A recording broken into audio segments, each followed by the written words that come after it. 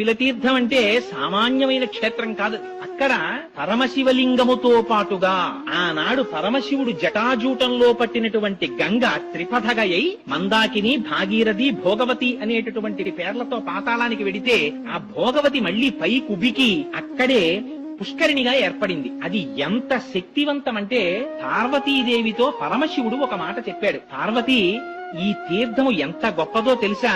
ఇది సాక్షాత్తుగా కార్తీక మాసంలో ఏ ఏ రోజులు పరమ పవిత్రమైనటువంటి మనం భావిస్తామో, శనివారాలు, సోమవారాలు, నాగుల చవితి, పౌర్ణిమ, ఏకాదశి, ద్వాదశి మొదలైనటువంటి తిథులలో మధ్యాహ్నం 12 గంటల నుంచి 12 గంటల 10 నిమిషాల వరకు ప్రతి రోజు కూడా 3 లోకములలో ఉండేటటువంటి సమస్త పరమ పావనమైనటువంటి తీర్థములన్నీ వచ్చి అక్కడ చేరుతాయిట ఆ పుష్కరిణిలో. ఆ తీర్థములో స్నానం చేస్తే ఎంతటి వారికి కూడా శరీరమునకు పట్టినటువంటి పాపరాశి ధ్వంసమైపోతుందంటారు.